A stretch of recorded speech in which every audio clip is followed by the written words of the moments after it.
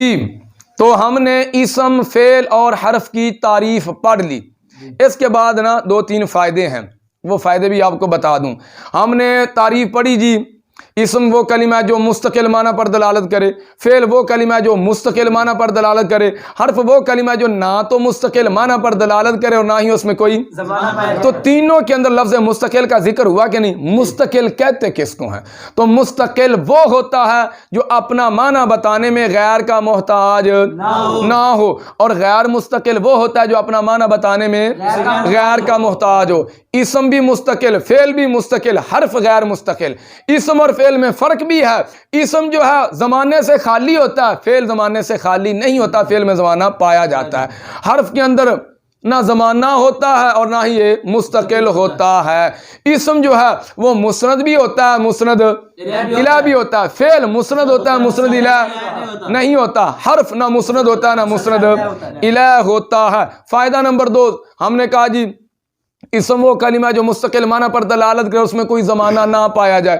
فعل وہ کلمہ جو مستقل معنی پر دلالت کرے اور اس میں کوئی زمانہ بھی زمانے کنے نہیں، زمانے 3 ہیں. پڑھے نا اپنے ماضی، حال اور مستقبل. ماضی گزرے زمانے کو، حال موجودہ زمانے کو، مستقبل آنے والے زمانے کو کہتے ہیں. فائدہ نمبر 3 جی، کلمہ کی ہم نے کتنی قسمیں پڑھی؟ 3 قسمیں پڑھی، اسم، فعل اور حرف. صرفی حضرات ان 3 قسموں کو سے اقسام کہتے ہیں. کیا کہتے ہیں؟ سے اقسام. ایک سے او دوجی ہوندی بڑے بڑے کنڈے والی، جندے ایڈے ایڈے کنڈے ہوندے نے، ویکھی جے اے او والی سے مراد نہیں جے. ہاں جی، اے سے تو مراد ہے 3. اے فارسی دا لفظ ہے. صرفی حضرات ان 3 قسموں کو سے اقسام کہتے ہیں. اچھا جی، اب کلمہ کی کتنی قسمیں ہوئیں؟ 3 ہوگی کہ نہیں؟ کلمہ کی جی 3 ہی قسمیں، اسم، فعل اور حرف. یہ 3 میں اثر کیوں کیا؟ اور بند ہو گیا نہیں کلمہ 3 قسموں میں؟ یہ 3 میں اثر کیوں کیا بھائی؟ 4 ہو جاتی، 5 ہو جاتی، 3 میں اثر کیوں کیا؟ حسر ہوا کہ نہیں؟ کلمہ کی 3 قسمیں ہیں، اسم، فعل اور حرف. تو یہ 3 میں حسر کیوں ہے؟ اس کے 2 جواب ہیں. اس کے 2 جواب ہیں. نمبر 1 دیکھیں گے، کلمہ مستقل معنی پر دلالت کرتا ہے یا نہیں؟ اگر کلمہ مستقل معنی پر دلالت نہیں کرتا تو وہ حرف ہے. نہیں سمجھ لگی؟ کلمہ کی حرف کی تعریف پڑھی نا، حرف وہ کلمہ جو نہ مستقل معنی پر دلالت کرے نہ ہی اس میں کوئی. دیکھیں گے کلمہ، حرف بھی کلمہ ہے، فعل بھی کلمہ ہے، اسم بھی کلمہ ہے. تو ہم نے کہا تھا جب ان کا ذکر کریں گے تو پھر مقسم کا ذکر کریں گے. حرف وہ کلمہ ہے، ٹھیک ہے. دیکھیں گے کلمہ مستقل معنی پر دلالت کرتا ہے یا نہیں؟ اگر نہیں کرتا تو وہ حرف ہے. اگر کلمہ مستقل معنی پر دلالت کرتا ہے تو پھر دیکھیں گے اس میں کوئی زمانہ پایا جاتا ہے یا نہیں. اگر اس میں کوئی زمانہ نہیں پایا جاتا تو وہ اسم ہے. اگر اس میں کوئی زمانہ پایا جاتا ہے تو وہ فعل ہے. دوسرا جواب، دیکھیں گے کلمہ ذات ہے یا صفت. دیکھیں گے کلمہ یا ذات اور صفت کے درمیان کوئی واسطہ. اگر کلمہ ذات ہے تو وہ اسم ہے، اگر کلمہ صفت ہے تو وہ فعل ہے. اگر کلمہ ذات اور صفت کے درمیان کوئی واسطہ ہے تو وہ حرف ہے. میں آپ کو سمجھاتا ہوں، یاد رکھنا جو ذات ہوتی ہے نا، ذات اس کا اپنا ایک وجود ہوتا ہے جو نظر آتا ہے، اور جو صفات ہوتی ہیں ان کا وجود نہیں ہوتا، صفات نظر نہیں آتی. آپ حافظ قرآن ہے، کیا آپ کا حفظ قرآن نظر آ رہا ہے؟ نہیں. آپ کانوں سے سن رہے ہیں سارے کے سارے طالب علم، کیا آپ کا سننا یہ نظر آ رہا ہے کسی کو؟ یہ کوئی وجودی چیز تو نہیں. بندے بولے بھی تو ہوندے نے کہ نہیں ہوندے؟ کان نونا دے بھی ہیں لیکن سندا نہیں. بندے انے بھی ہیں، اکھاں تے موجود ہیں لیکن دسدا کوئی نہیں. تو آنکھوں کا جو نور ہے جس کے ذریعے بندہ دیکھتا ہے وہ کسی آنکھ میں ہے اور کسی میں. تو دیکھنا یہ بندے کی صفت ہے کہ نہیں؟ وہ نور تو ہمیں تو نظر نہیں نہ آ رہا. تو جو صفات ہیں ان کا وجود نہیں ہوتا، ذات کا وجود ہوتا ہے، ذات کا وجود ہوتا ہے.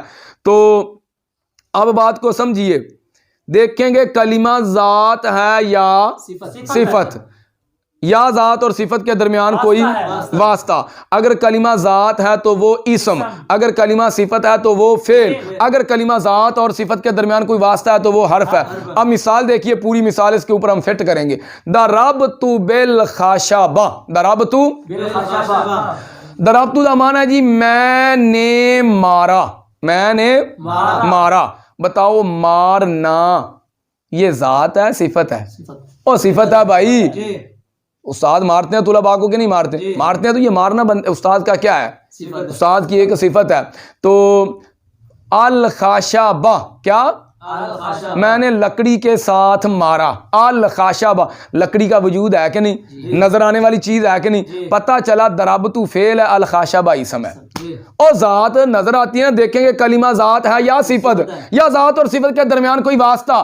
اگر ذات ہے تو وہ اسم، الخاشبہ ذات ہے کیونکہ نظر آ رہی ہے، یہ کیا بن گئی؟ اسم. اگر صفت ہے تو وہ فعل. ضربت میں نے مارا، شربت تو میں نے پیا، ہاں جی، کلم تو میں نے کلام کیا. تو یہ کیا؟ یہ صفات ہیں. تو یہ کیا ہے؟ فعل. اگر ذات اور صفت کے درمیان واسطہ ہو تو وہ کیا ہے؟ اب دیکھیے، ضربت بالخاشبہ میں نے لکڑی کے ساتھ مارا. اس مثال میں ضربت فعل ہے، با حرف ہے، الخاشبہ اسم ہے. اب با کیا حرف ہے؟ یہ کہ اسم اور فعل کے درمیان کیا ہے؟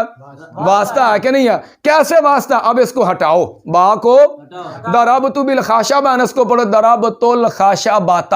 ضربت الخاشبۃ تو ان کی معنی ہو گیا میں نے لکڑی کو مارا. میں نے لکڑی کو. اور جناب اج میں لکڑا نو بڑا ماریا، اج میں اٹا نو بڑا ماریا، اج میں ڈیسک نو بڑا ماریا. تے بندہ آکھے گا ویلے نو آج ہی شیر لے جاؤ. جی نہیں سمجھ لگی؟